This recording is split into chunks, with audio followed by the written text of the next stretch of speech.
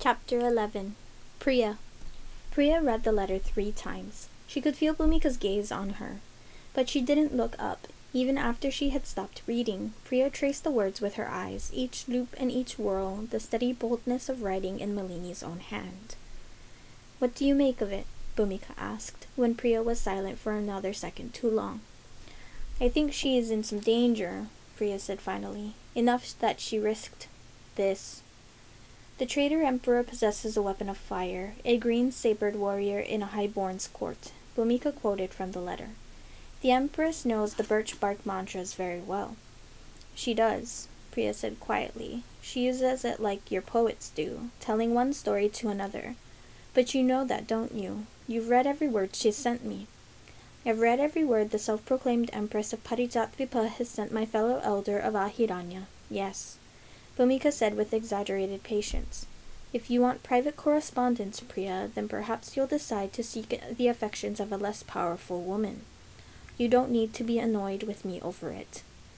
"I'm not annoyed about it," Priya lied. "I'm sure," Bhumika said. "Do you have any more insight into the choice of green-sabred warrior than I do?" The tale Malini had referenced was obscure enough that it was likely very few people from beyond Ahiranya would know it. Even in Ahiranya, it would be not well known. It was a small fable, the story of a warrior who claimed his sword of green wood was Yaksa blessed, that it contained a Yaksa's great power. With his lie, he entered the service of a highborn and brought about the death of his lord in battle. It was a warning. "A false weapon," Priya murmured. "A false flame that is not blessed. That will bring ruin." She hesitated, then said, "Have you heard anything about fire? Anything that happened to Mali, to the Empress's army?" The war had felt distant to them so far. They had only faced limited attacks from the Emperor's forces, easily quelled by the forest and their magic, and Jivan's carefully arranged patrols of soldiers. The Emperor's focus was clearly on his sister, and as long as she concentrated her efforts on the places that were not Ahiranya, the Emperor would do the same. "I don't have spies in the Empress's army as much as I'd like to," Bhumika said dryly. She definitely caught Priya's slip. "But the messenger she sent to us shared a little with the maid who brought him his dinner and offered him sympathy for having to travel so far so swiftly. The Empress was intending to treat with the High Prince of Saketa, but when she arrived, the High Prince's men attacked her own with fire. The messenger implied it was unusual flame, but he was reluctant to say more." "I'm sure he was," Priya muttered. Bhumika's best maidservants were very good at prying information out of people, but there was a limit to what could be accomplished discreetly. "Do you think it's fire like the mothers of flame once used upon the Yaksa?" "I think the Parijatvipans may believe it is, even if the Empress doesn't," Bhumika said steadily. "I can imagine that has some implications." The pause between her words was heavy with meaning. "You're going to have to tell me what all the implications are." A sigh. "Priya." "What?" "I'm just being honest, or I can pretend I have a mind as clever as yours. Would you like me to lie?" "The Parijati worship the mothers and their fire," Bhumika said. "A person who controls that fire is, surely, the rightful ruler of the empire, and if it is not Empress Malini, then she will not cling to that title of Empress for long." Bhumika's gaze flickered between the letter still clutched tenderly in Priya's hands and Priya's face. "You're going to have to try to think as I do," Bhumika went on, "if you do as she wishes." And there it was. The request Malini had made. Between tales from the birch bark mantras and the remarks about weather and travel, and wishes for Ahiranya's health, and the health of its elders in Highburn, there was the real reason for her letter. "I don't know what to do," Priya admitted. "She asked for an elder. That doesn't mean—" Priya paused and said, "What do you think I should do?" "Think like me," Bhumika said, "just for a moment." Priya tried. "Why does she want an elder at all?" Priya asked, finally. "She doesn't want an elder," said Bhumika. "She wants you." "You don't know that," Priya thought.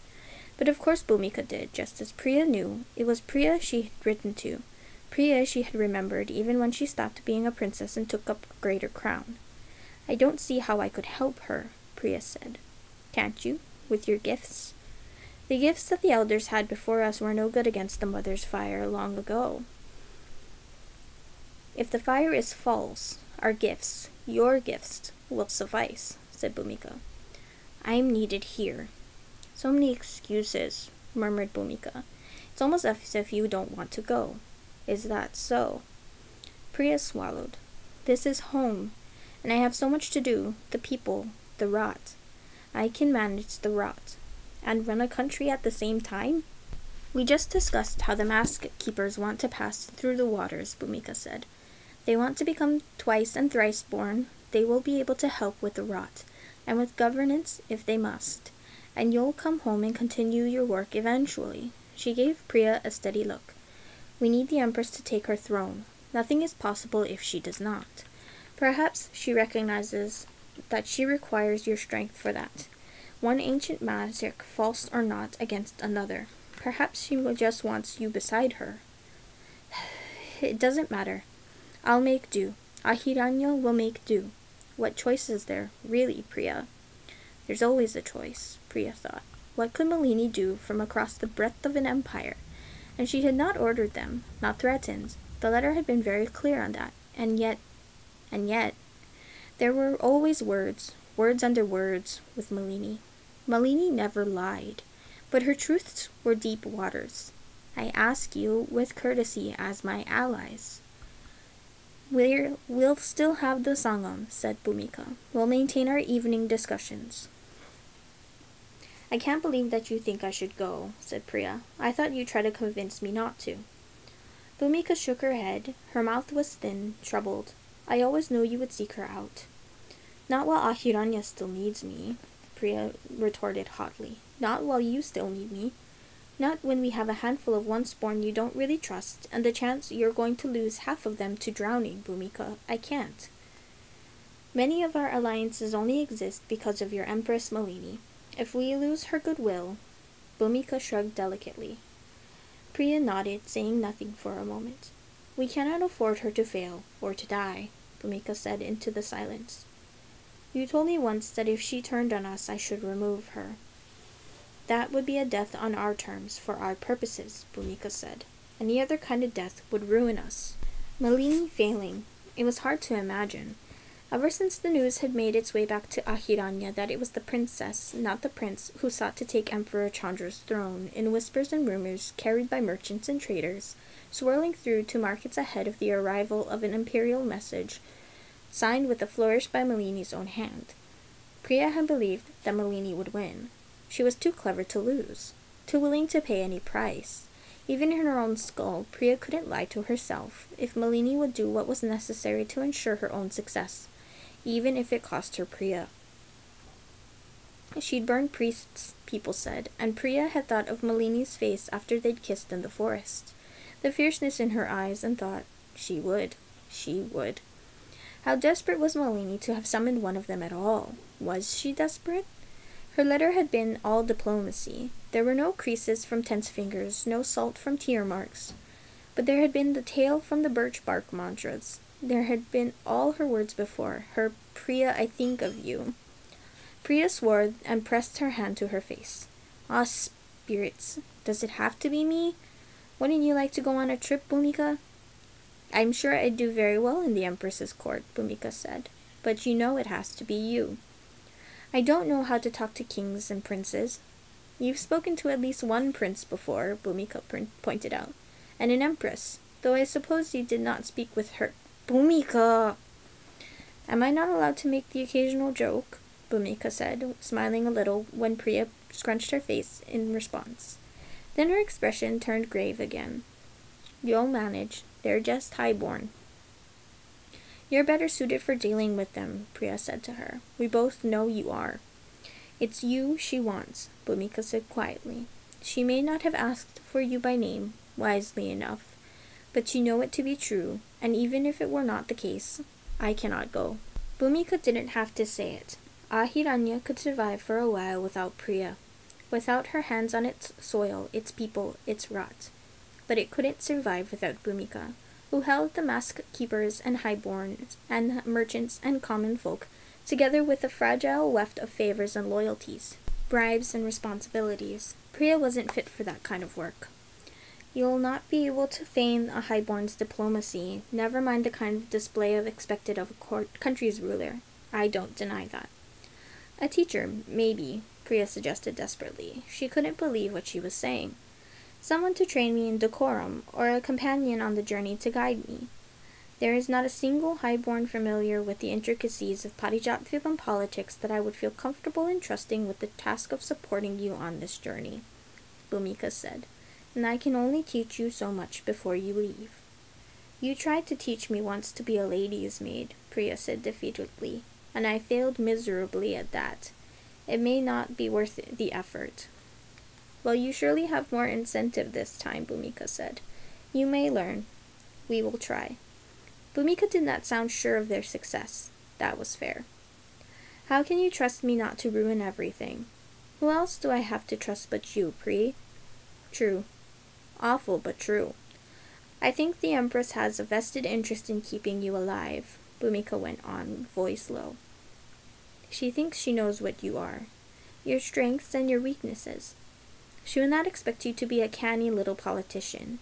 She will protect you from the worst of her own courtiers, so you must be what she wants and needs you to be instead, and hope that it's enough to keep you safe. We'll arrange you a suitable retinue and what lessons we can. Don't send a big retinue with me, Priya said, speaking slowly as she stumbled through her own thoughts, trying to make sense of them. Don't. The Parijatpipans, I think it's better if they underestimate us. Your Malini wants you for what you can do, Bhumika said quietly. They'll know sooner or later exactly what an elder of Ahiranya is capable of. They will see, and they will fear you. Not if they think we're her puppets, said Priya. Not if they think we're in her power and need her patronage to survive. What threat is a single woman with no allies, even if she has something powerful in her? Priya smiled wryly. It's almost the truth, isn't it? So it won't be hard to convince anyone. No, Bhumika said, voice unreadable. I suppose not. Priya brushed her arm against Bhumika's. I thought you'd be happy. Happy to see you go? No. Happy that you don't have to part with many soldiers, Priya said. You need every single one you have, and I'll take care of myself just fine. Perhaps I'll ask Sima to go with me. It'll keep her from taking the waters, at least. Priya went silent then, silent and still. The timbre of Bhumika's voice, the solemn note in it, held her fast. Promise me you'll survive and come home, Bhumika said. Priya swallowed. How can I promise that? They both knew how dangerous the world could be, how quickly, brutally, easily a loved one could die and leave you behind no matter how much they yearned to stay. Promise me, Bhumika repeated. Bhumika had never asked for a promise that couldn't be kept. Her eyes were shining suspiciously damp despite the severity of her expression, and Priya could only look away from her and swallow through the thickness of her own throat and nod. I promise, Priya said. When all this is over, I'll come home to you. There was no point in dallying, so Priya packed her possessions and passed on what responsibilities she could. If Ganam thought it was a traitorous thing of her to abandon Ahiranya at a Parijatvipan Imperial's bidding, he didn't say so, and the other mask keepers were equally quiet. She was sure they were planning something, but if what they wanted was the chance to pass through the waters again, Bhumika was ready to provide it. I hope they're ready to dig new graves, Priya thought grimly. She'd warned Ganam. That was all she could do. Bilu packed her some hashish and some arak too, he said. Vile shit it is, but who knows when you'll need it. Where did you even get some of this? Priya asked skeptically. I'm a close advisor to the temple elders, aren't I? People give me things. Bilu, if you've been accepting bribes from people, you'll do what? Encourage you to get better quality items, Priya said. That's what. He snorted. I bartered for it, he admitted. It's mine by fair trade, and now it's yours. When will I have time to use all of this? You're going to join an army, aren't you? It's not for you, girl. It's for making friends. You'll win over soldiers faster with drugs and liquor than you ever will with pretty words. Thank you, she said. I'm not What do you want in return?" "Why would I want anything? It's a gift." When she repeated her thanks, he shrugged and said gruffly, "Just get yourself back swiftly. You'll be missed." She said goodbye to Rook next. "You'll be back soon enough," he said resolutely. "Ah, you won't even pretend you're going to miss me?" Priya put on a front of anger, crossing her arms. "And after all I've done for you!" Rook gave a sigh and rolled his eyes, but then he hugged her. He was a terrible hugger, all sharp, growing limbs and awkwardness. But she could feel the fierceness of his affection in the way his arms tightened around her. Helplessly fond, Priya hugged him in return. "Thank you for all you've done for me, Priya," he said. "I'll miss you." "That's better." She patted his head even as he grumbled and shied away. He rubbed his knuckles over his eyes, clearing his throat. "When you come back, I'll be using a proper saber," he told her. "You wait and see. You're going to be so impressed." "You're not at all worried I might not come back, then?" He shook his head. "Brat." She ruffled the leaves of his hair, and this time he allowed it, laughing. "You're stronger than anyone," he said. He met her gaze, and his face turned serious. "You'll be fine." "Are you trying to comfort me?" He shook his head. "You know you're strong," he said, "but maybe you need to know that everyone knows." Everyone did think she was strong. Everyone but Bhumika, who said she trusted her, who was letting her go, but had looked at her with strange, damp eyes and begged a promise out of her. Come home. Priya put that disquiet aside and sought out Sima. She found her in Priya's own chambers, carefully folding a sari. There was already a salwar kameez neatly packed on her cot, and sachet of dried herbs for sweetness tucked into a sleeve. Priya touched the kameez. She was almost sure she'd worn this in training yard and dirtied it. "You washed my clothes." "Was someone else going to do it?" Sima retorted. "I could have." "You hardly have the time," she said. "Besides, I don't mind." Priya looked up. "I told Bhumika that I'd take you with me." "Me?" Sima blinked at her, mouth parted. "Why? Don't you want to come?" Who else? Just me?" Jivan said he could spare a few men, so them, you, and that messenger Yogesh's men. Sima was staring at her, still holding the sari in her hands. "Why?" Sima asked again. Priya hesitated. She didn't know how to say the truth, that she saw how their changed positions galled Sima, at least a little, that Priya could feel the rift between them, that she didn't blame Sima for it, that it was okay to want more, and that if Priya could give it to her, give her the opportunities and dangers she craved, give her a path to move forward upon, then she would. "It would be good to have a friend with me," Priya said instead. If you want to come, it might be an adventure." "An adventure," Sima said flatly. "It's war, Priya. It's going to be a nightmare." "You're probably right. Going with you would be..." "Priya, you shouldn't have asked me." "But I have," Priya said, "and I mean it. If you want to come, there's a place for you. I just can't promise it's a safe one." For a moment, Sima was silent. Then she sighed and bowed her head.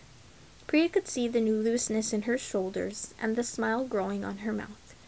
Then Sima straightened up and abruptly began to walk away. "You can finish your own packing," she said. "I've got my own to sort out now. The spirits, Priya, you could have given me some notice." "I'm sorry," Priya called at her back. "No, you're not." Priya grinned. No, she wasn't.